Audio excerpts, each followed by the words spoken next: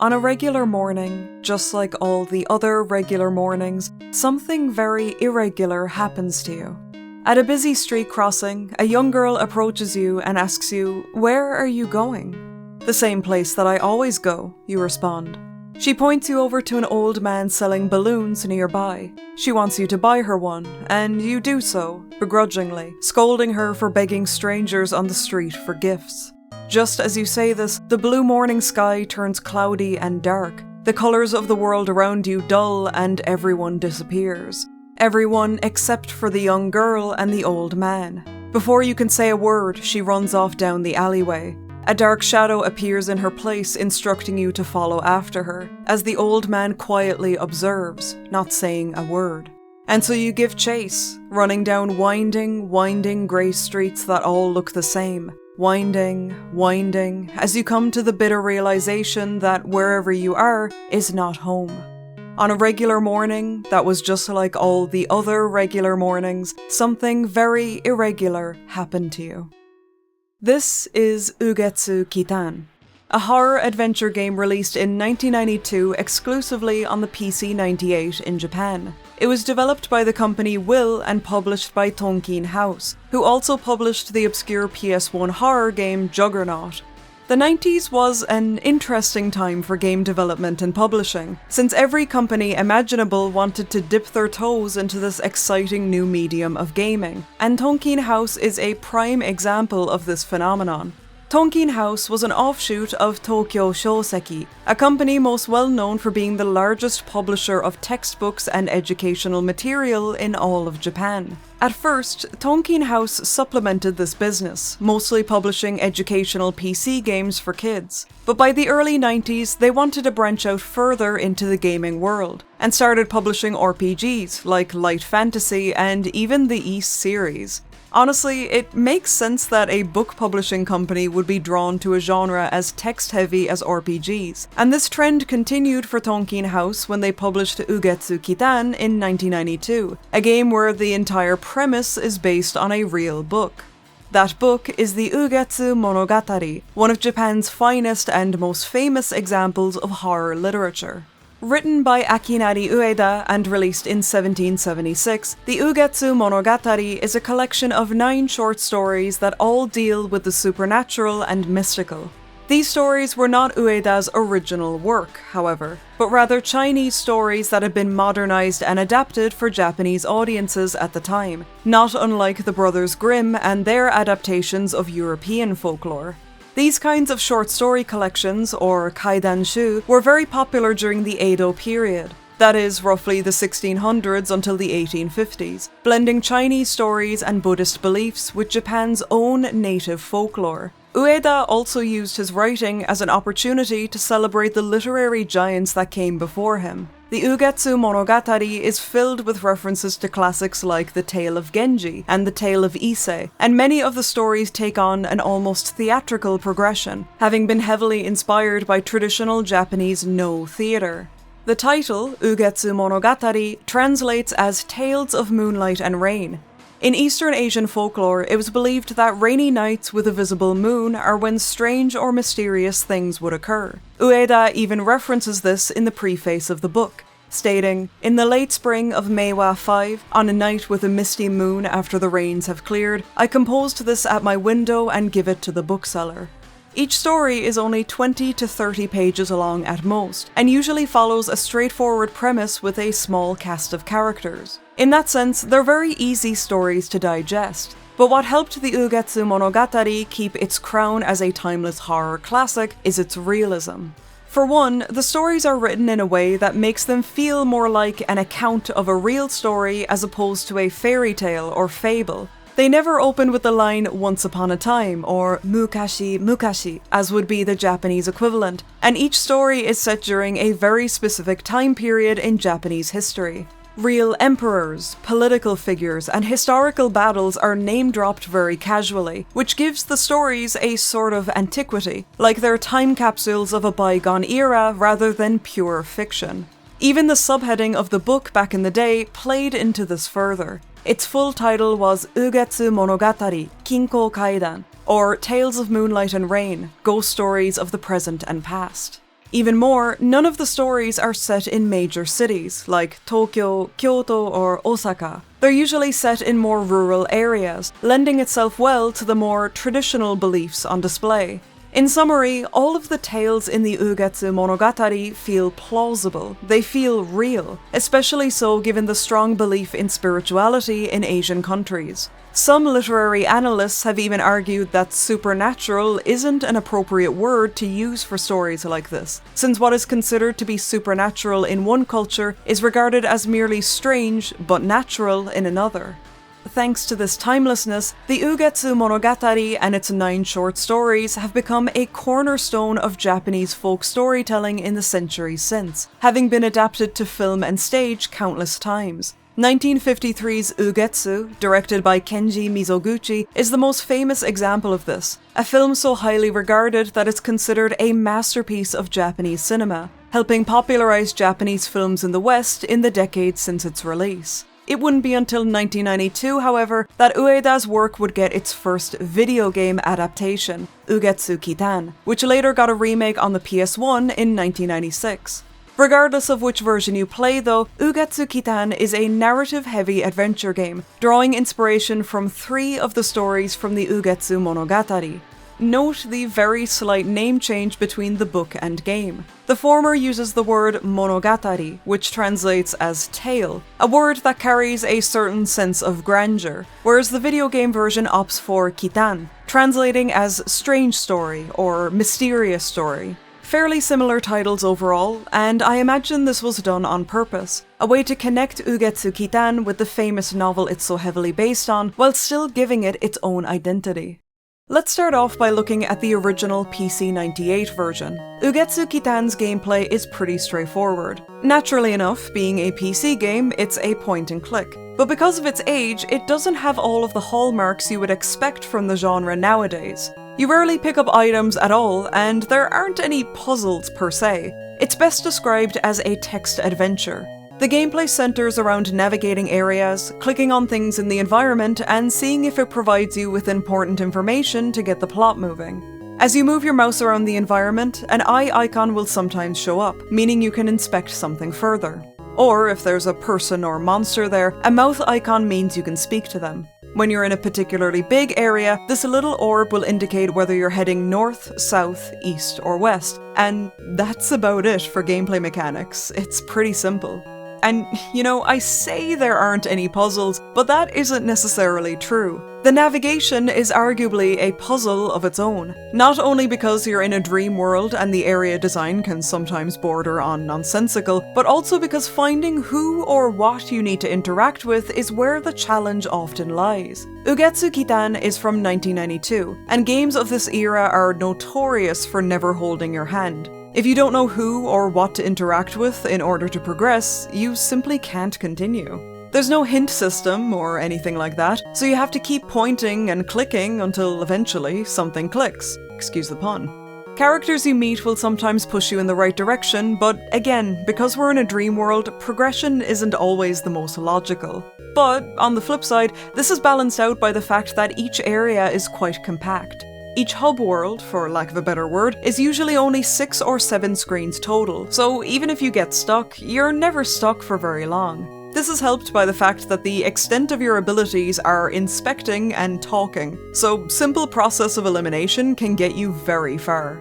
Our quest is quite simple. We're trying to find that young girl from earlier, who we're assuming is the one who brought us to this world in the first place. This means we have to investigate, ask around if anyone's seen her, desperate for some direction or lead, but rarely do we get a straight answer. The denizens of this world are comprised of both humans and monsters, and very few of them will give you the time of day. If they don't outright ignore you, they'll usually mess with you in some way or another, further cementing the fact that you are an outsider treading in their territory. A number of the monsters are based on yokai, creatures and spirits from Japanese mythology. Even if you've never heard of yokai before, there's a good chance you've already encountered them in some Japanese game or another. Everything from Animal Crossing to Silent Hill have leaned on Japan's dense sea of folklore to inspire its creature designs. I mean, Yokai Watch is an entire series based on these guys. Rather than just taking inspiration though, Ugetsu Kitan depicts its yokai in their original form. Right off the bat, within the first 30 minutes of gameplay, we encounter some of the most well-known yokai. Hitotsume Kozo, or One-Eyed Boy, most comparable to a cyclops in Western folklore. Not too long after, we meet the Kasa Obake, an umbrella with a face that hops around on one leg. This guy comes from a particular class of yokai, Tsukumogami, which are everyday household items that have been imbued with a spirit, bringing it to life. Later on, we meet the Nopperabo, the faceless monk, a creature that appears as a human man only to reveal he has no face. All of these are based on real Japanese folklore, dating back hundreds of years, some even older. And while some of them are certainly creepy to look at, they mean no harm, at least in this game's depiction of them. They are, at best, mischievous. They steal the rope you just climb down and cackle at your misfortune, or they give you the cold shoulder when you accidentally stumble into their lounge room asking for directions, telling you to come back later, they're on a break. Usually, it's the humans of this world that are the most helpful, perhaps because they recognize you as one of their kind. But even still, the dialogue never fails to remind you that where you are is foreign and unlike anything you've ever known. We show a picture of the girl we're looking for to this elderly lady, and as helpful as she is, she reacts confused at first, saying that we look identical to this young girl. The protagonist is shocked, and seeing this, the elderly lady writes off her comment as nothing more than a joke. Calm down, don't take it so seriously. But I can't say that I was convinced, and it begs the question, how do these people see us? Have we taken on a different form in this dream world? Could that explain why some of them treat us so strange, or are we in fact just a human? But even still, in a world of yokai, demons and dream logic, perhaps being human is exactly what makes us so strange. After enough exploration, you'll eventually be thrust into one of 3 short stories based on the Ugetsu Monogatari. These sections completely change up the visuals, gameplay, and even the UI, and they often have a tighter and more grounded structure compared to the dreamy absurdity of the overworld, each with their own unique characters and settings. Once you've finished the short story, you're thrown back out into the overworld, talking to yokai and looking for the young girl until you come to the next short story, rinse and repeat. In that sense, Ugetsu Kitan is best described as a game with 3 smaller games in it, all of which feed back into the overarching narrative. The remake follows the same structure. Released on the PS1 in 1996, 4 years after the original, this is the more well-known version of Ugetsu Kitan. Chances are, if you ever Google the name, this is the version you'll see first. Aside from reused sprites, this is a total remake from the ground up. There's a brand new soundtrack, new visuals, and a lot of changes to the story. It's hard to say which one is better than the other, really. Aesthetically, they're so drastically different from each other that it's not really a fair comparison. The original has a more colourful, anime-style pixel art, the most widely adopted art style for games released on the PC-98, whereas the PS1 version opts for real-life actor headshots instead, giving it a more uncanny vibe.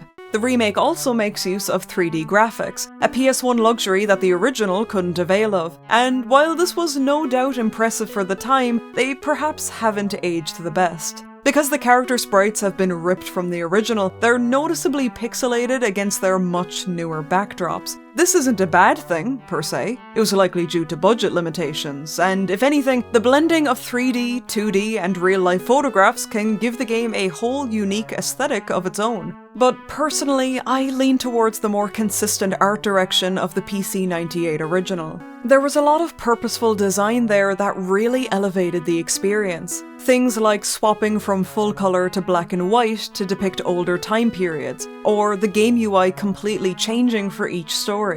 The remake abandons these artistic choices, instead using a fairly bland light green UI that never changes throughout the whole game. Sadly, the aesthetics aren't the only thing that were pared down here. Whereas the original was a full-blown point-and-click, the PS1 version removes a lot of that freedom. Instead, you click the I button and can cycle through the 2 or 3 interactive items on any given screen. On the one hand, this can save the player a lot of headache. The original had the occasional case of good old 90s moon logic, leaving you to desperately pixel hunt for 15 minutes before you realize, oh, sorry, I wasn't meant to click the doorknob to open the door. I had to specifically click on the part of the door without a doorknob to open the door. Duh. The PS1 version streamlines the game quite a bit. You can't ever really get stuck, but I don't know if I'd necessarily say that's a good thing. Like I said before, finding what you need to move the story along was the meat of the gameplay in the original. Now, the remake hands you your options on a silver platter, but in doing so, it arguably removes the actual gameplay. For example, take the Chrysanthemum Pledge, the second of the 3 short stories. You hopped between 3 characters' perspectives, peering into different windows of their lives and piecing together the chronology of the story for yourself. Everything was available to you from the get-go, but you had to figure out the order of events yourself, like a puzzle. In the remake, there are just 3 books on a table, 1 for each character, and you pick whichever book you think will progress the story. Still interactivity, sure, but greatly reduced. And while it does streamline the experience, it also perhaps oversimplifies it. Whereas I would have called the PC-98 version a classic point-and-click, I would call the remake a slightly more interactive visual novel. And like I said, this is not inherently a bad thing, but hot off the heels of playing the original, I did find it a bit underwhelming. Though perhaps it's about time we check out the short stories themselves. After wandering in circles and realizing we're trapped in a forest, we take refuge in a house simply labelled the Dream Shop, and fall asleep while drinking our sorrows away with the shop owner. As we drift off, the first of the Ugetsu tales begins.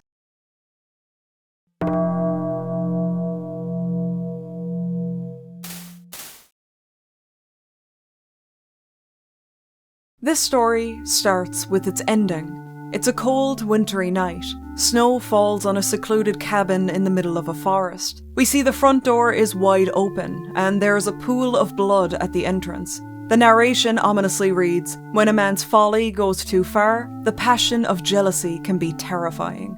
This upcoming story is based on the short tale Kibitsu no Kama, which translates as the Cauldron of Kibitsu. The name is in reference to the Narukama ritual, a centuries-old ritual that takes place in the Kibitsu Jinja shrine in the Okayama prefecture of Japan. The Cauldron of Kibitsu is told in a non-linear fashion. You constantly jump between the past and the present via this screen, where we see the young girl bouncing a red ball back and forth as an ominous melody plays in the background. When the girl bounces the ball away from her and the sky is clear, it'll bring you to the past.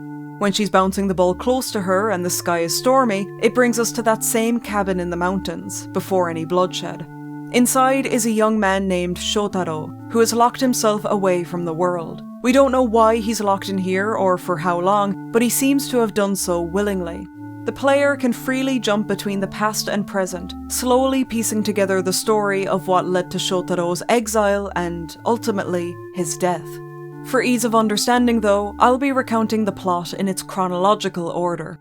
Starting from the beginning, we see a young Shotaro lazily wasting his days away in his family home. Shotaro's father watches over him and scorns his son's laziness, saying that he's wasting away his youth on alcohol and women, with seemingly no aspirations or goals in life. His father decides that arranged marriage will give Shotaro some adult responsibilities and kick his ass into gear, and so he meets with a local family whose daughter is looking to be wed. Her name is Isora, a beautiful and smart young woman with a background in literature and music. She is, by all accounts, an absolute catch, and deciding that she's the perfect match for Shotaro, the parents agree on the marriage and begin their preparations. Isora and her family go to the local Kibitsu Jinja shrine to pray for good luck, and it is here that they conduct the Narukama ritual.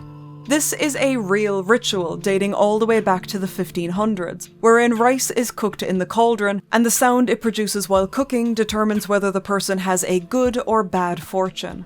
This belief stems from an age-old tale that the legendary prince Kibitsu Hiko no Mikoto slayed a monster and buried its skull underneath the grounds of the shrine. When he conducted the same cauldron ritual, it produced a loud, angry roar, believed to be the monster's vengeful spirit haunting the village. It wasn't until the prince quelled that spirit that the cauldron produced a low humming sound. This became the basis for the Narukama ritual, which is still conducted to this day at the Kibitsu Jinja shrine. A loud sound from the cauldron signals bad fortune, whereas little to no sound is a sign of good fortune.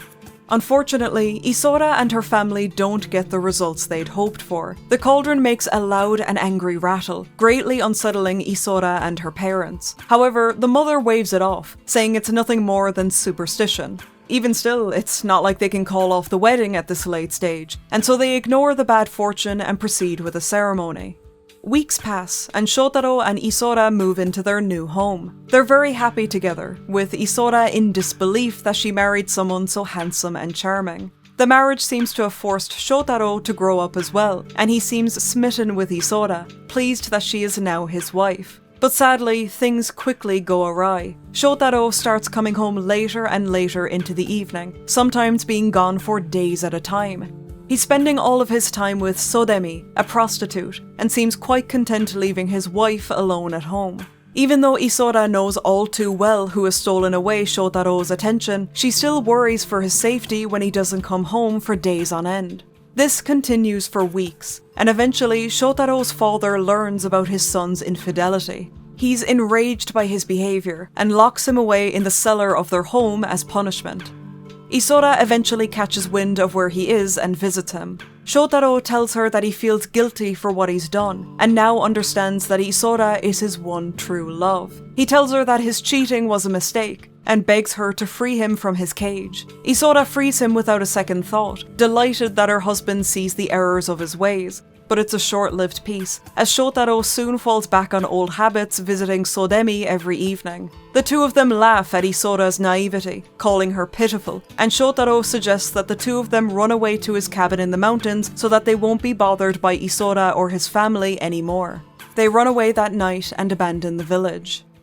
At this point, all of Isora's misfortune begins to take a toll on her. Her beauty starts to fade, and her face soon becomes gaunt, her kind eyes taking on an intense glare as she becomes hateful and vengeful towards Shotaro for hurting her. The hatred consumes her so much that she soon falls ill. Shotaro's father watches over her as she dies, scorning his son once more for hurting everyone around him. And then, in a rather poetic twist of fate, Sodemi also falls ill. Before long, Shotaro has lost both his wife and his mistress. He mourns both of their deaths, and even though his friends try to drown out his sorrows with alcohol and women once more, he's too racked with grief to notice. One night, a woman passes by that looks exactly like Sodemi. Shotaro immediately jumps up from his seat and calls after her, but she keeps on walking, eventually disappearing into the nearby woodlands. He follows after her, desperately chasing down his deceased mistress.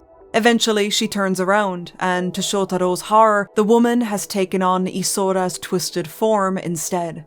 This still image of Isora is terrifying. The harsh shadows and darkness carving out the shapes of her cheekbones and chin, contrasted against her bright white piercing eyes. I was playing this alone at midnight when I got to the scene, and this single visual made me so intensely uncomfortable. Such effective horror, and once again a testament to this golden era of pixel art on the PC-98. This ghastly encounter causes Shotaro to come down with a terrible fever. He seems to have lost his mind, unable to process what he saw the night before, and in his delirium he keeps chanting the name, Isora, Isora. Shotaro and his friend Hikoichi decide to consult the local onmyoji, an assigned officer in charge of divination and an expert in warding off evil spirits, a practice that was commonplace at this point in Japanese history. He tells them that Shotaro is being haunted by Isora's spirit. First she killed Sodemi, and now Shotaro is her next target. He explains that there is only one way for Shotaro to protect himself. He must lock himself away from the world for 43 days and nights to ward off Isora's vengeful spirit. He mustn't go outside under any circumstances, no matter what tactics or tricks she might use to lure him out. Shotaro accepts what he must do, and locks himself away in his cabin. Hikoichi affixes some ofuda, or Shinto talismans, to the house to help ward off evil, and promises to check in on Shotaro every day until the end of his confinement. We're now caught up to the present day. Every night that passes, Isora's spirit desperately tries to open the door and speak to Shotaro, begging him to let her in. Shotaro tries his best to steel himself and resist her calls, chanting holy prayers to keep the spirit at bay.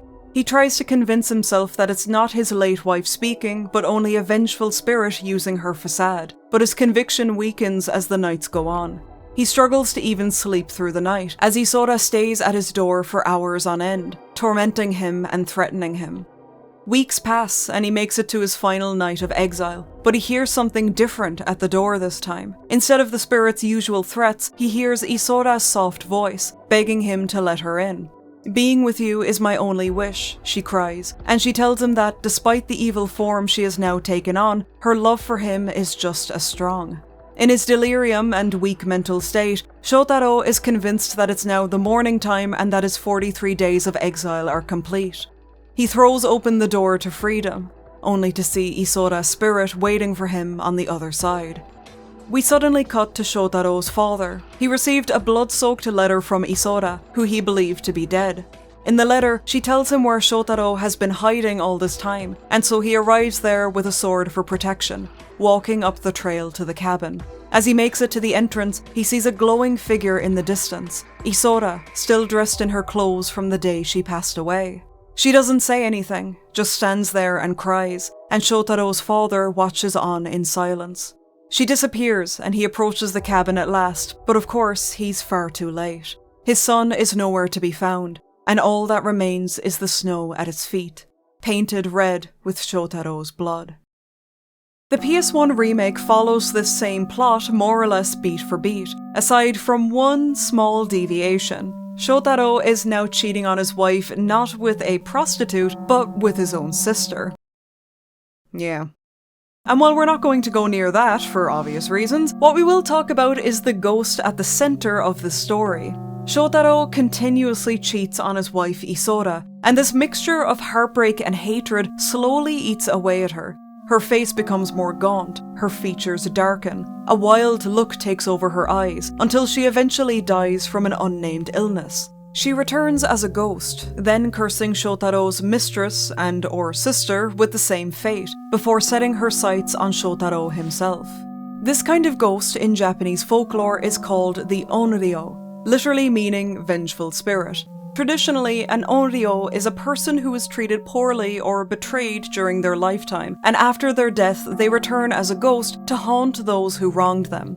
Records of the belief in onryo can be dated all the way back to the 8th century in Japanese history. There's even a belief that real events in history can be attributed to an onryo's haunting.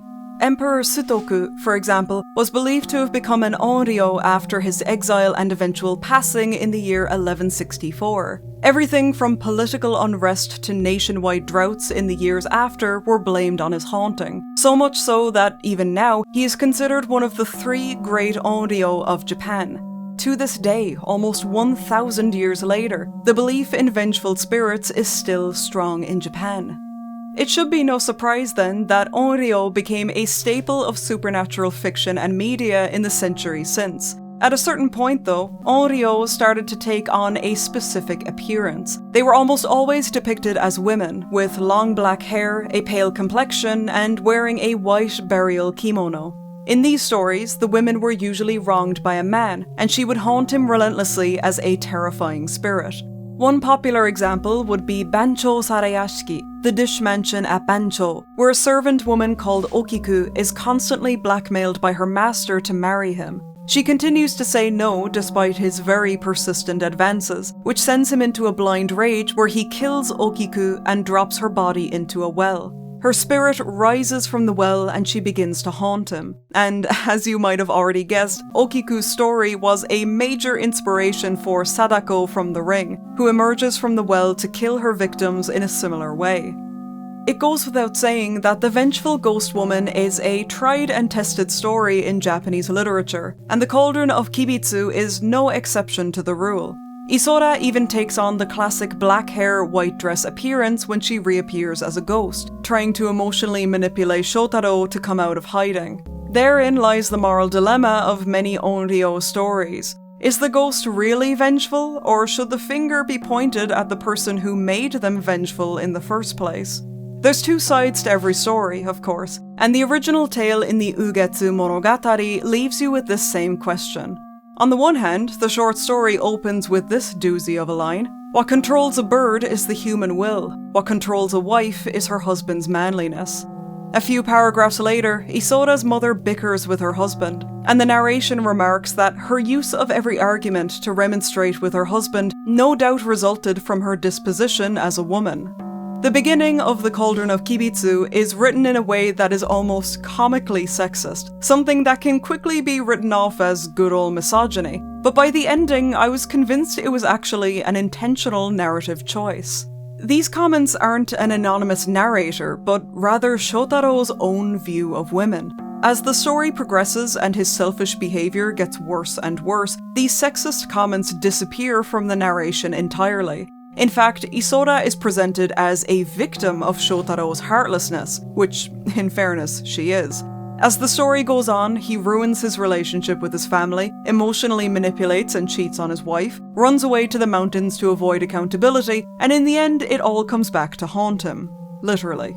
In fact, when Isora first reveals herself as a ghost, she says to Shotaro, "Let me show how I repay your cruelty," an ironic contrast to the story's opening line about how a woman needs to be tamed by her husband. Yeah, good luck taming this one.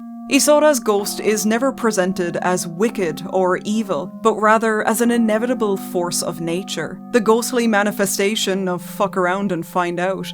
You can absolutely interpret the Cauldron of Kibitsu as a story that demonizes women, and look, it's from the 1700s, sexism will be pretty on brand, but you can also interpret it as a story of poetic justice. Perhaps my reading is optimistic, but no matter how you slice it, by the ending, Isora gets exactly what she wanted, and Shotaro gets exactly what he deserved.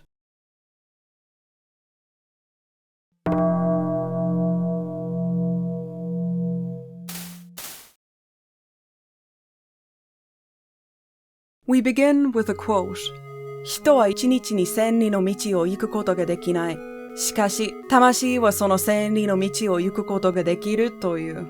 A man cannot travel 1,000 miles in a single day, but it is said that the soul can travel that 1,000 miles.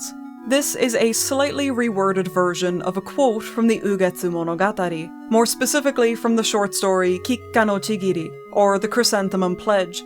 It begins by showing us the portraits of 3 characters, 2 men and 1 woman. Clicking on any of the characters will then show us a map, with several windows appearing as we hover around it.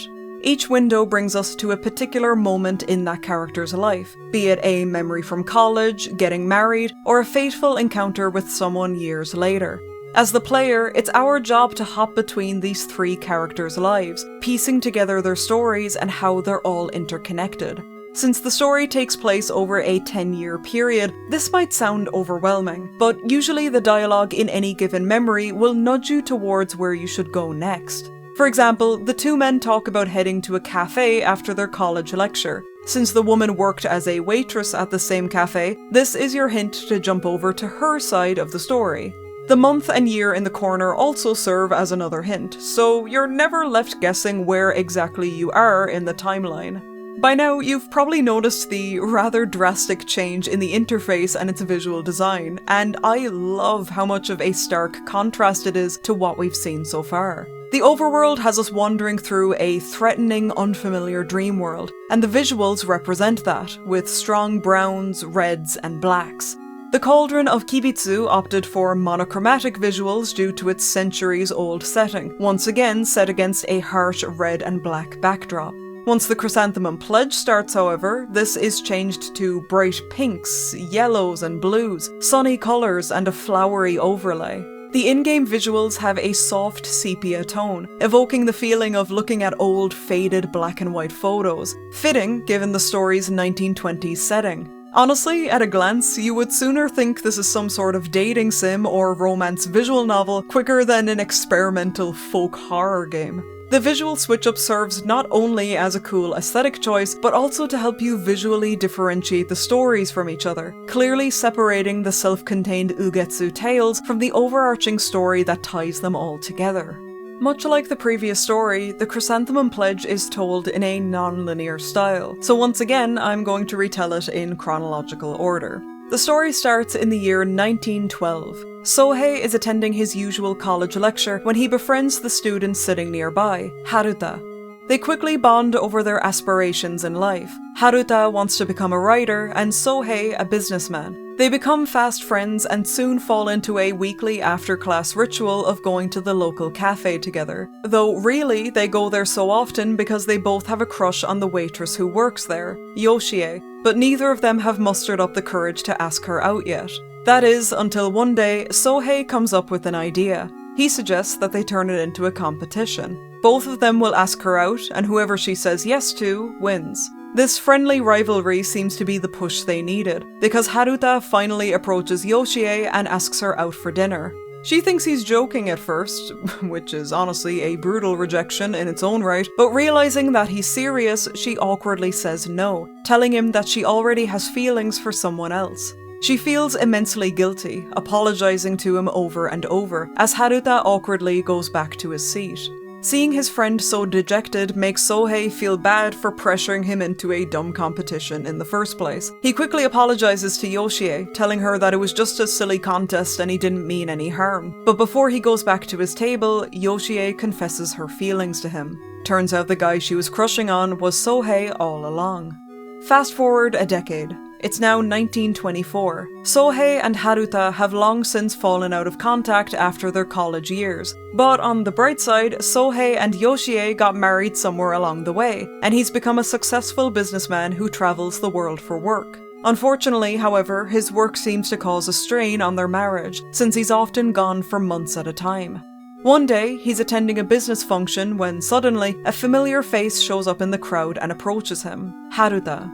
Sohei is delighted to see his old friend again, but Haruta seems quite reserved, almost cold. It's not the happy reunion you would expect. The two sit down for a drink and catch up, Haruta revealing that he achieved his dream of becoming a successful author. But despite his success, he still feels unhappy in life, telling Sohei, and I quote, that he still hasn't met a woman as beautiful as Yoshie to call his wife yet. Weird. The night goes on and the two of them get quite drunk. The tension between them seems to have dissipated, as they fondly look back on their college memories together. But their reunion is sadly cut short, as Sohei is called away by one of his colleagues. He suggests that exactly 1 year from now they should meet up for dinner again. But Haruta, clearly filled with liquid courage, makes a rather unnerving request. He tells Sohei that he'll agree to this plan only on the condition that Yoshie comes along too. If Sohei breaks his promise and doesn't turn up to the dinner in a year's time, then Haruta will propose to Yoshie on the spot. Naturally, Sohei is absolutely baffled by this proposition. He envisions himself at the dinner table a year from now, Haruta looking smug and Yoshie looking thoroughly uncomfortable. Can't blame her. It sounds like an absolutely awful setup, not to mention one that might endanger his wife, but for some ungodly reason, Sohei agrees to the plan.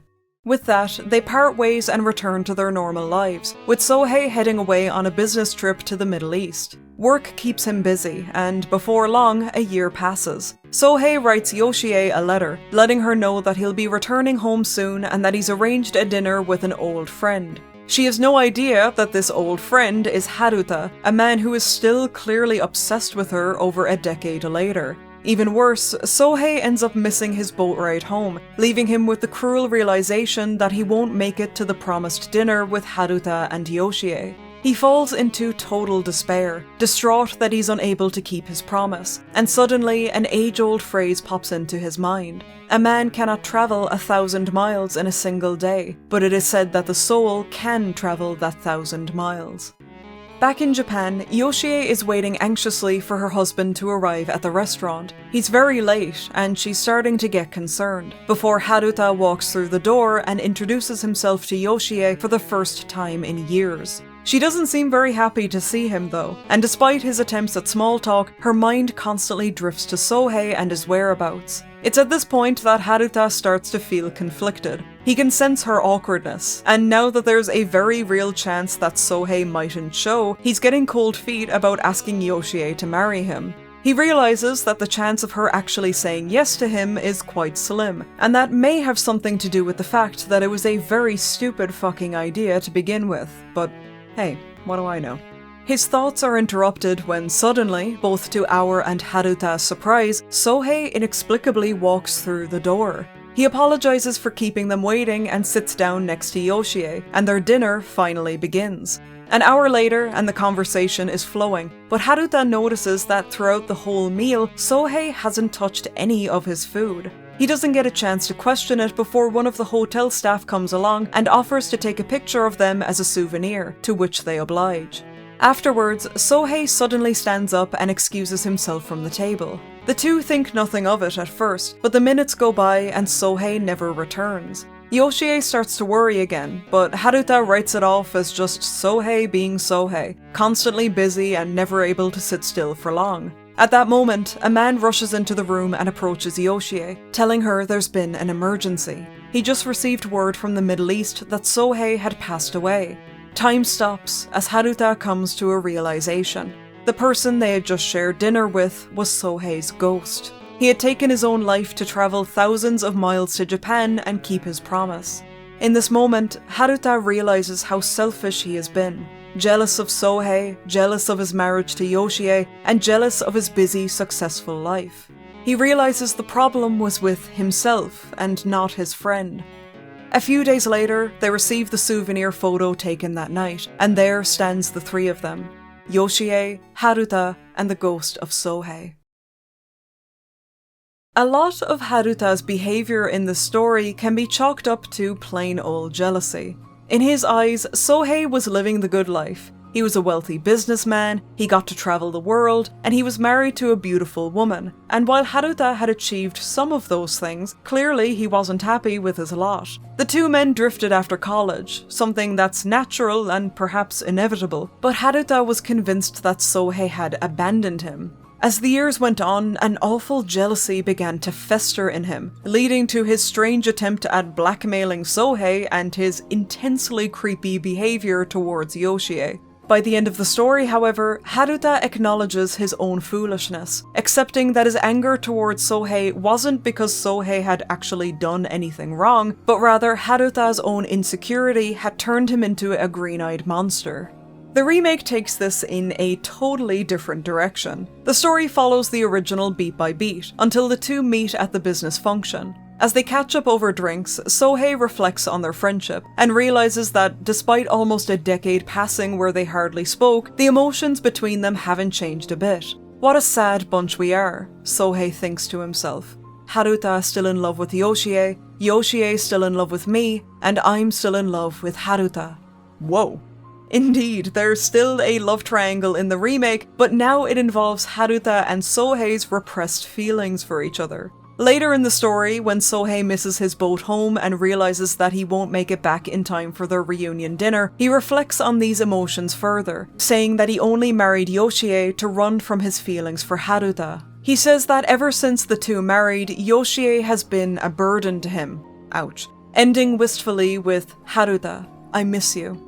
At that moment, a bandit approaches him and demands all of his money, killing him swiftly. Only after his death does Haruta realize that he felt romantic feelings for Sohei as well. He looks back on their college days, saying that he always had feelings for his friend, but knew that there was no way two men could be together. This is the 1920s, lest we forget. So Haruta's anger, jealousy, and pursuit of Yoshie was really just him lashing out. He didn't want Yoshie, but rather he wanted what Yoshie had. He cut off contact with Sohei because it hurt him to see the man he loved happily married, or so he thought. Sohei's spirit travelled thousands of miles to be with Haruta one last time, showing him that, actually, the feelings went both ways. And realizing this, the story ends on a bittersweet note, as Haruta sheds tears, mourning the death of his friend from the bottom of his heart. Sure. Friend. The Chrysanthemum Pledge suddenly having a gay love triangle was a welcome but unexpected surprise, but believe it or not, this is actually more accurate to the original tale. In fact, the story in the Ugetsu Monogatari has no love triangle whatsoever. There is no Yoshie. It simply follows two men, a samurai and a scholar, who quickly grow a strong and loyal bond with each other. The samurai ends up dying during battle, and his soul travels thousands of miles to be with the scholar one last time. And while the story never explicitly calls it a romantic relationship, instead describing it only as a brotherhood, there's a number of clues that give it away. Firstly, and most simply, if you read the story, it's pretty damn obvious. After their chance encounter, the two men spend every day together, connecting on a deep emotional level. One passage reads, "Finding that their thoughts and feelings were in harmony on every subject, the two were filled with mutual admiration and joy, and finally they pledged their brotherhood." The scholar even gets his mother's blessing for this so-called brotherhood. When the samurai must travel and go to war, the scholar spends most of his days yearning for him to return. These two men are best friends as much as Ocelot kissing Snake in Metal Gear Solid 4 was a Russian taunt. Beyond just the contents of the tale though, the title of the story itself is a giveaway, the Chrysanthemum Pledge. The name stems from the Chrysanthemum Festival, a celebration still observed in Japan to this day, which falls on the 9th day of the 9th month. For centuries in Japanese poetry and literature, the chrysanthemum flower was a secret symbol of male-male homosexuality. The two men in the story vow to meet on the day of this festival, a not-so-subtle nod to their growing romantic feelings. Finally, and perhaps most importantly, homosexuality was not as heavily stigmatized in Japan as it was in the West at this point in history. In fact, homosexuality was very common among samurai, in a practice called shudo. An older samurai would take on a young apprentice, teaching him a range of skills from samurai etiquette to martial arts training. Alongside this business relationship, and assuming both parties agreed, the two would also become lovers. The relationship would be exclusive, and even long after the end of the relationship, the two were seen as forever loyal to each other, ideally maintaining a close friendship for the rest of their lives. Formally speaking, however, this practice of shudo wasn't officially seen as a gay relationship, but rather as a brotherhood, the exact same term used by the two men in the Chrysanthemum Pledge. It's amply clear that a gay romance is central to this Ugetsu tale, but that begs the question, why was the gay romance removed in the original PC-98 version? Although I can only work on speculation here, it was probably just a sign of the times. The game came out in 1992, and LGBT rep back in those days was tragically low or outright erased in many cases. Though the turnaround is pretty fascinating. Just 4 years later, in 1996, the gay romance was added back into the remake, a change I am fully on board with. Anthony H. Chambers' study and translation of the Ugetsu Monogatari makes an amusing observation about the Chrysanthemum Pledge in contrast to the other tales in the collection, stating, "Given the consistently dysfunctional heterosexual relationships featured in the subsequent tales, erotic friendships between men, as depicted in this story, becomes a sort of model for human relationships. This is not surprising in a society led by a samurai class that idealized male-male sexuality."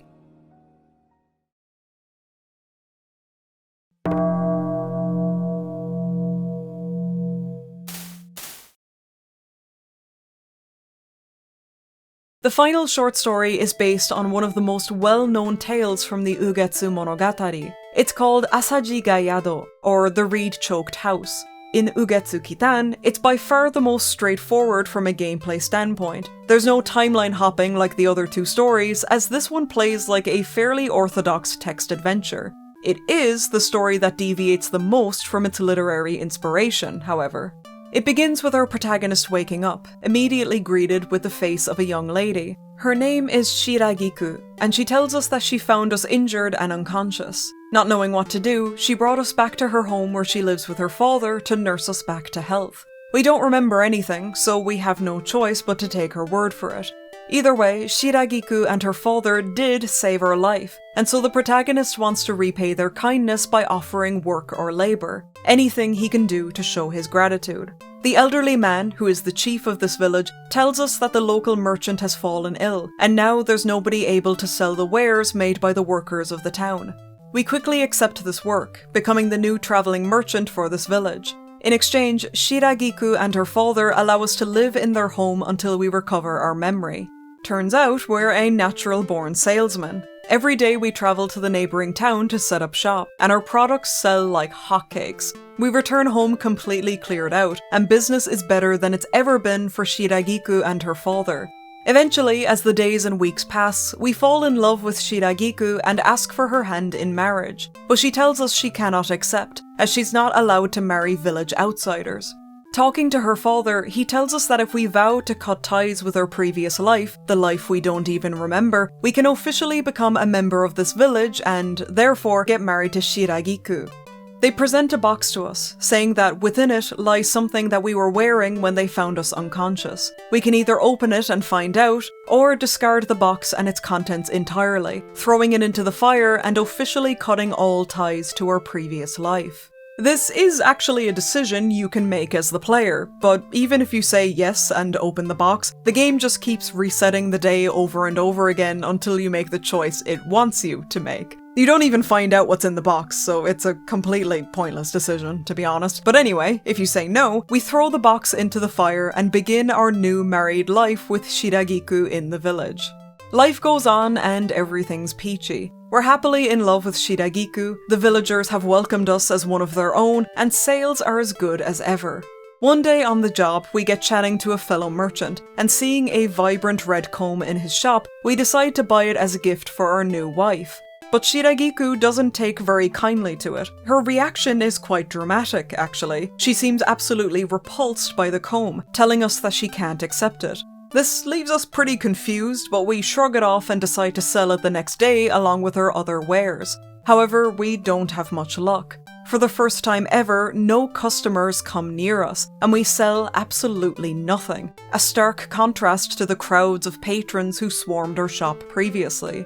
Eventually, this slow day is broken by a monk approaching us.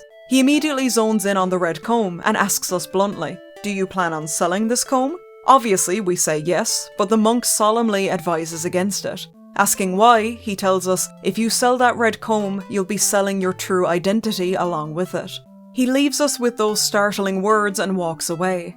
This plagues our mind. What on earth could this red comb have to do with our life before the village? And we have plenty of time to ponder the strange encounter because the rest of the day goes by with no more customers. We chalk it down to a slow business day, pack up and go home early. But when we arrive at the entrance of the village, something is very off. The village gates are withered, falling apart and rotting. We step inside and the houses are all abandoned and destroyed. Cobwebs and dust taking the place of where the locals once lived and businesses thrived. We rush home to our house, but everyone is gone, Shiragiku and her father included. Then the monk from earlier reappears. "Look at that red comb once again," he says. Not only will it help us jog our memory, but he tells us that it's the tie between the human world and the realm of the dead. This village, as we're seeing it now, is its true form. Years ago, this region was ravaged by war, and everyone who lived there was murdered. Shiragiku, her father, the villagers, they might have been alive once upon a time, but not now. And so we realize that the life we built for ourselves here, being a merchant, marrying Shiragiku and becoming a member of the village, none of it was real. We were simply dancing with the dead, and this red comb has brought us back to reality, the real world. Baffled and confused, we look at the red comb again, and for the first time, something within us stirs. Memories of our past life bubble to the surface, the red comb kindling some kind of nostalgia in us, but not enough to help us remember anything significant just yet. The monk tells us that the comb belonged to someone very important to us in our previous life, and it's best that we leave this village behind us to discover who we truly are. As we leave, we see a vision of the villagers one last time, all of them begging us not to go. Shiragiku's father ominously warns us that returning to our past life mightn't necessarily bring us happiness, but that is a risk we have to take. As we leave, our memories slowly start to return to us. We see a hazy vision of a woman clinging to us, begging us not to leave her, but we still can't quite recall her face. It's the only lead we've got though, so we head out in search of our past, red comb in hand. It's late, and the roads are dark and winding, a dangerous time to be travelling alone, and so it's no surprise that we come across a group of bandits. They tell us to hand over everything we've got, threatening to kill us if we don't cooperate. We try to hightail it, but we're quickly overpowered. They're just about to take our red comb when someone approaches in the darkness. another traveling merchant, carrying a bag full of wares. Realizing a much better target has wandered into the spider's web, the bandits quickly strike us a deal. They'll let us go if we promise to walk past this merchant and not say a word.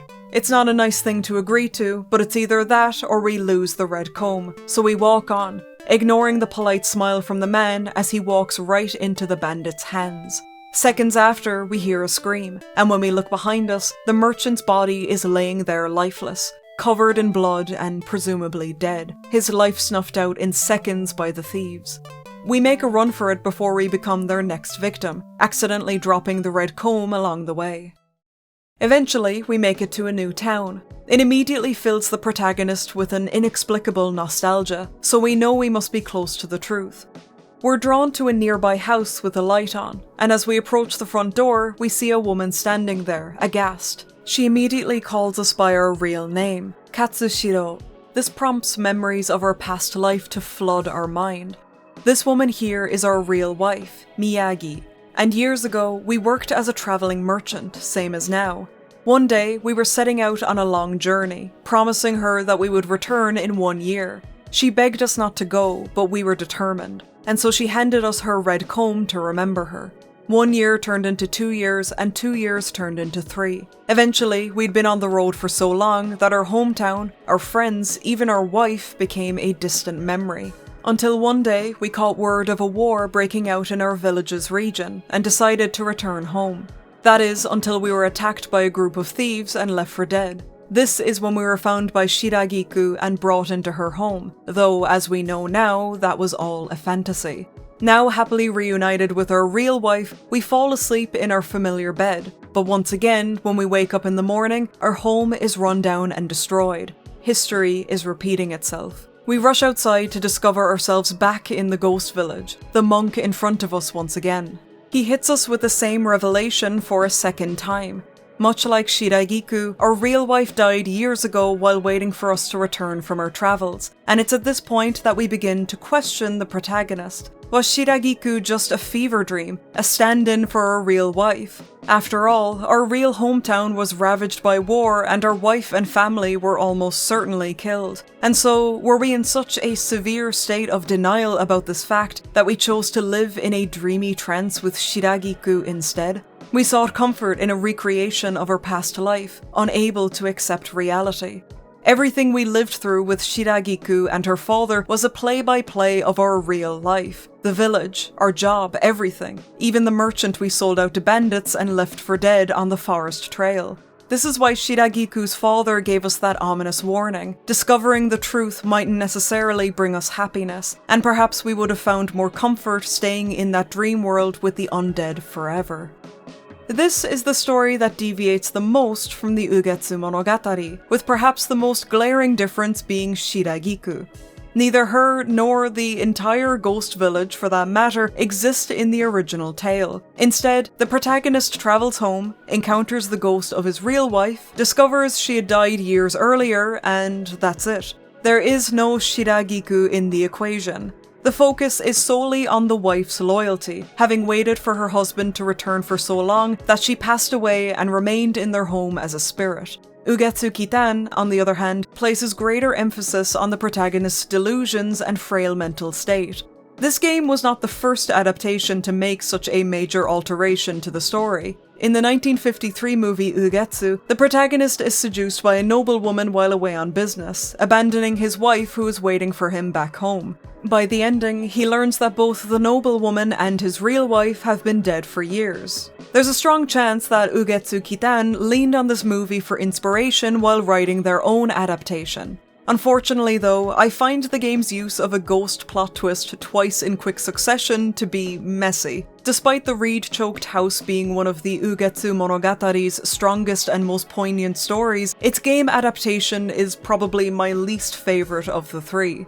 What is fascinating though is how different the protagonist is between book and game. In the original tale, the protagonist never loses his memory at all. He befriends the locals of a faraway village during his business travels, settles there and starts a new life. When he hears the news of war breaking out in his village, he decides to return home before quickly changing his mind.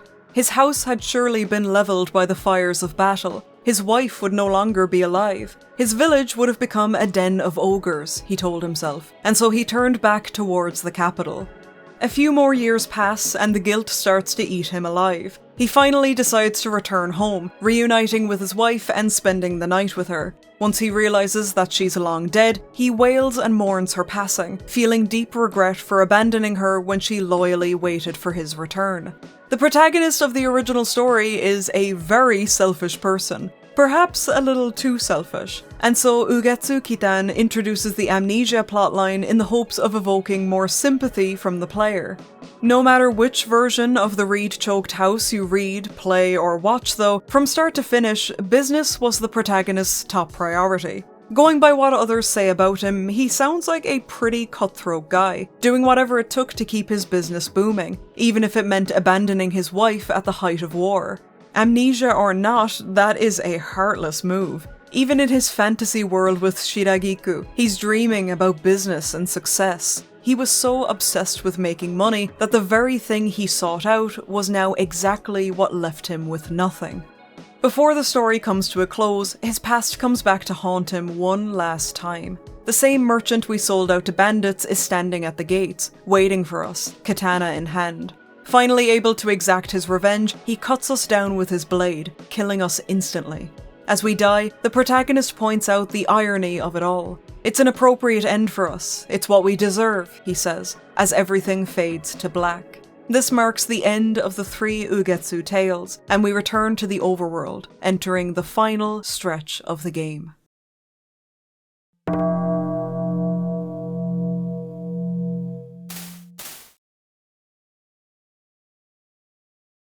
In between these short stories, you return to the overarching plot, trying to track down the young girl who suddenly and inexplicably transported you to this otherworldly realm. These sections have less of a cohesive plot compared to the short stories and feel more akin to dream sequences. They follow their own bizarre logic, throwing you from an old village to a desert to a war bunker in a matter of minutes. It's hard to parse a distinct narrative or deeper meaning from these sections, and I don't think you're even supposed to. You can't apply logic where logic doesn't exist. These sequences are surrealist fever dreams, evoking the same sense of uncertain adventure as something like Yume Nikki or LSD Dream Emulator.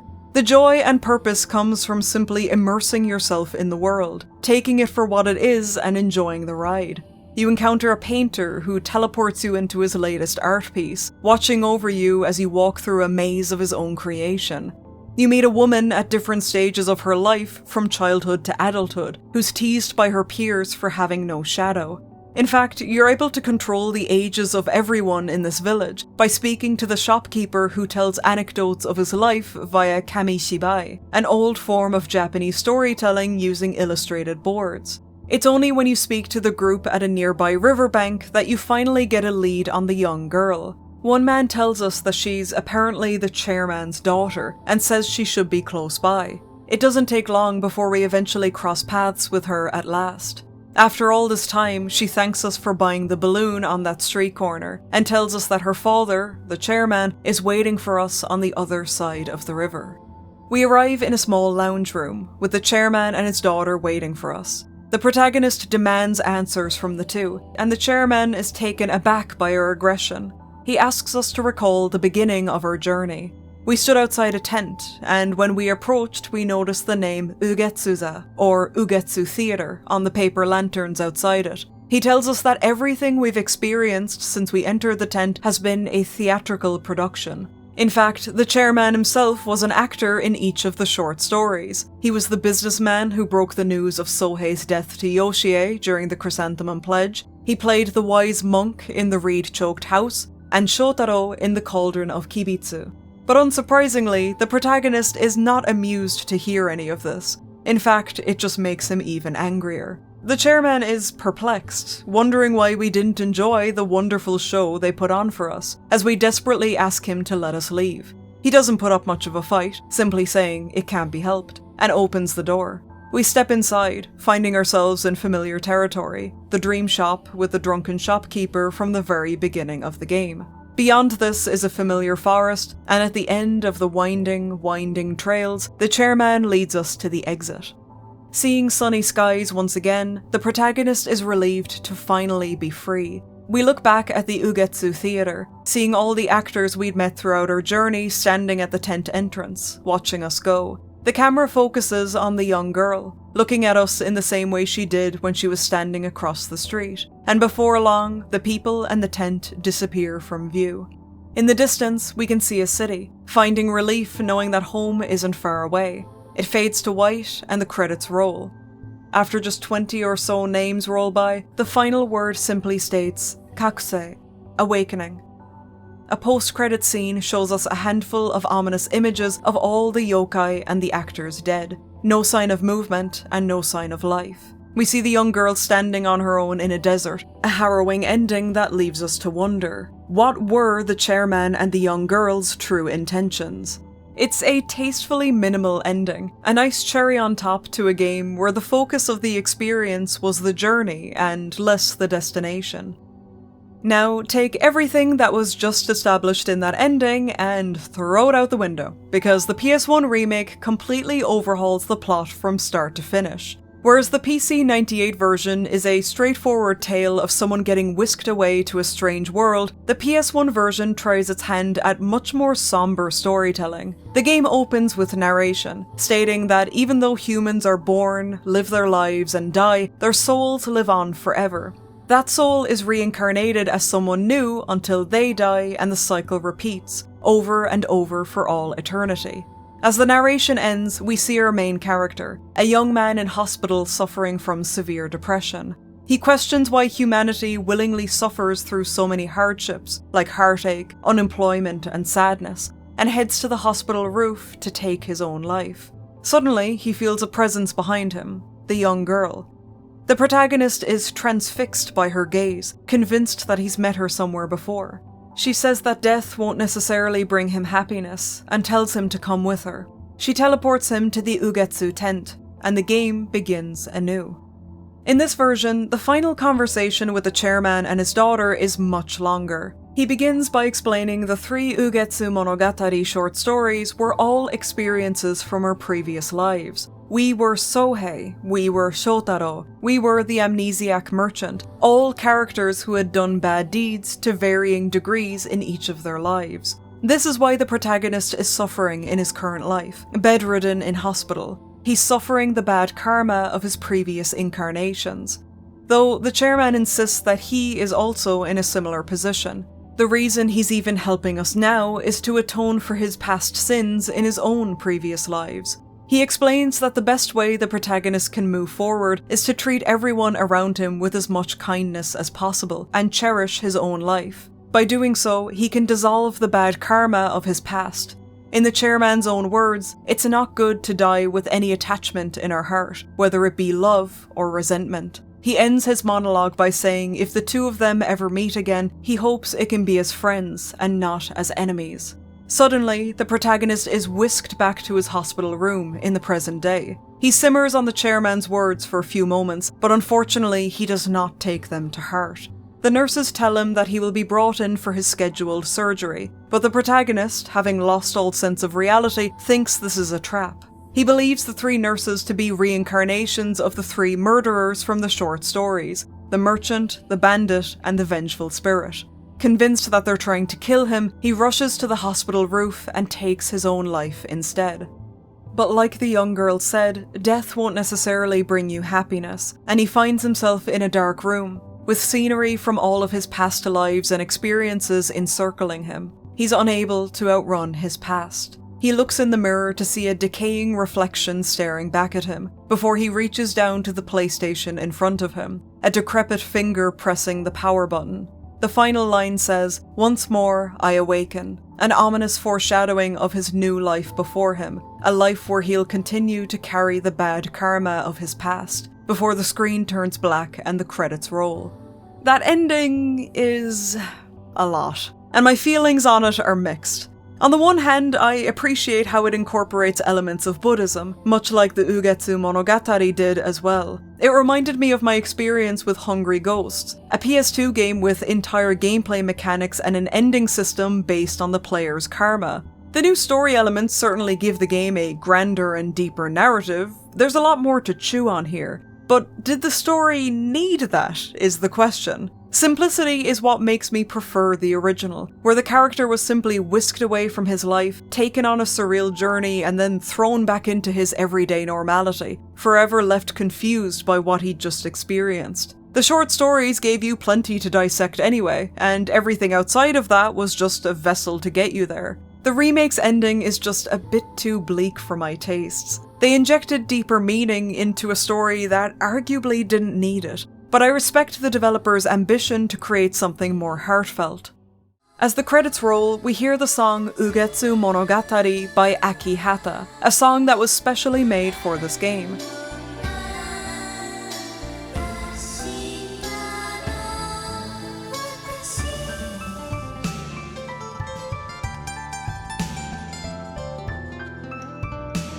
In 2021, when the PS1 version of Ugetsu Kitan turned 25 years old, Akihata unexpectedly released a brand new music video on her YouTube channel to commemorate it.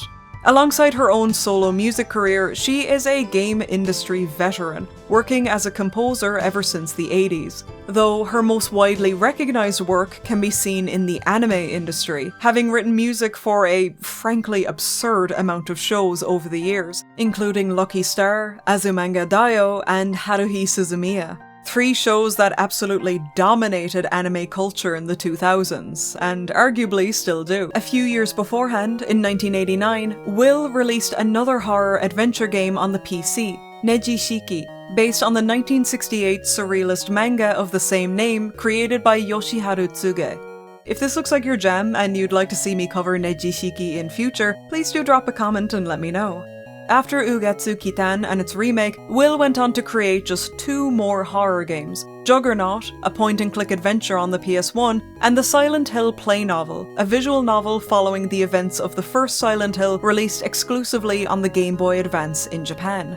From the early 2000s onwards, Will gradually pivoted towards developing family games, primarily on Nintendo consoles. They're still going strong to this day, releasing their own games as well as helping co-develop the mini-games in the Mario Party series. Quite a far cry from the dark, dismal vibes of their works in the 90s. Ugetsu Kitan was my first foray into the PC-98 gaming scene, and I can safely say that it's already set the bar very high. Even though this era of gaming was a bit before my time, there was still something so nostalgic about the whole experience. Even the small things, like the comically oversized cursor, brought me right back to my childhood playing edutainment games at school. While I do think the original trumps the PS1 remake in most regards, both versions serve as a wonderful deep dive into not only Japanese folklore and mythology, but Japanese literature as well. If any of the stories we discussed today interest you, I highly recommend reading the Ugetsu Monogatari for yourself. We only discussed 3 of the 9 stories it contains, and if you're a fan of Japanese horror media, they are required reading in my books. Back in the 1700s, the Ugetsu Monogatari served as a modernized adaptation of these folk tales, a way to help readers reconnect with age-old storytelling in a brand new way. And, well, aren't these games doing the exact same thing? There's something full circle about Ugetsu Kitan's existence. It's a modern-day adaptation of what was also once a modern-day adaptation, the next natural step in the cycle. And I think it's really cool that video games can now play a role in helping preserve this kind of culture. These games don't just rehash the same stories, they use the video game medium to enrich them even further, breathing life into stories that are now hundreds and hundreds of years old, keeping them alive, just like the Ugetsu Monogatari did centuries before it.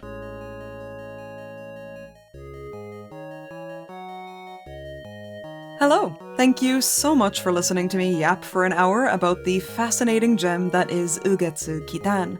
Between reading 300-year-old Japanese texts and writing a 40-plus page script, this video took quite a while to make, so I appreciate you watching it to the very end. It really means a lot. If you want even more stuff to watch, I upload lightly edited versions of my Twitch streams over on my second channel, tangomushi, where we play a bunch of old horror games, point and clicks, basically anything obscure and weird. The last few uploads include getting a speedrun world record in Nightcry, yes, I'm completely serious, and playing janky horror games on the Wii, so head on over to Tangomushi if you'd like to see what that's all about. If you'd like to support me and help make more videos like this happen, I have a Patreon where you can support me for as low as $2 a month. Or more, if you're feeling generous. My kind patrons get early video previews, behind-the-scenes goodies, and the occasional written review of games that I might never get around to covering on the YouTube channel. So if you enjoyed this video, please consider supporting me over on Patreon. Or if you just want general YouTube updates and other such ramblings, feel free to drop me a follow on Blue Sky. And that's all for me. As always, thank you very, very much for watching, and I will see you in the next video. Bye bye!